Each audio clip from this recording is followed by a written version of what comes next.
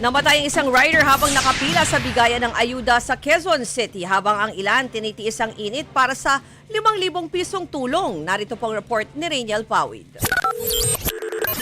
Tulong-tulong pang nire-revive ng mga lalaking ito ang kasamahan nilang rider sa Quezon Memorial Circle kahapon. Kalagitnaan kasi ng pila para sa special payout ng ayuda mula sa DSWD. Hinimatay ang rider. Ilang minuto rin nilang sinubukang i-CPR ang lalaki hanggang sa dalhin na ito sa ospital. Pero hindi na siya umabot doon ng buhay. 44 anyos ang nasawing rider at residente ng Pasig. Hindi pa malinaw ang eksaktong kinamatay niya pero base sa monitoring ng Pag-asa, 38 degrees Celsius ang heat index o damang init sa Quezon City kahapon. Agad nakiramay ang DSWD sa naulilang pamilya ng rider. Sinagot na ng ahensya ang mga gastusin sa ospital at pagsasaayos ng burol at libing ng rider. Binigyan din ng tulong ang mga naiwang anak ng rider para sa kanilang pag-aaral. Sa kabila ng insidente, tuloy ang weekend special payout para sa mga motorcycle taxi at delivery service riders sa Metro Manila. Sa Makati Coliseum, isa sa maagang pumila para sa ayuda ang rider na si Joey. Inabot siya ng 9 na oras bago makakubra ng 5,000 piso. Alas 3 po ng madaling araw pumunta po kami ng kasama ko.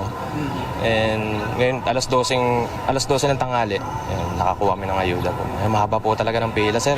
Sa dami naman ang nais makakuha ng cash assistance, may ilan na naabutan ng cut-off. Gaya na lang ni Robin na galing pa sa Mulanay, Quezon. Sabado pa siya ng gabi bumiyahe para lang makakuha ng ayuda. Medyo na-disappoint tayo kasi ang layo rin po eh. Hindi rin naman po basta-basta, napakamahal po ng gasolina.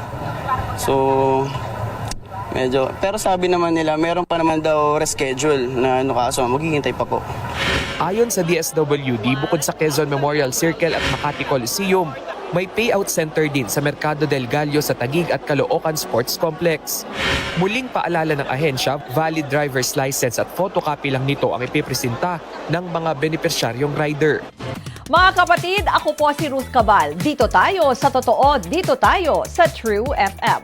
Mag-follow at mag-subscribe din po kayo sa aming social media accounts at True Network PH. Diyan po yan sa aming X na dating Twitter, sa FB, sa Instagram, sa YouTube, sa TikTok at sa mga podcast. At syempre, tutok din po kayo sa Signal True TV Channel 19.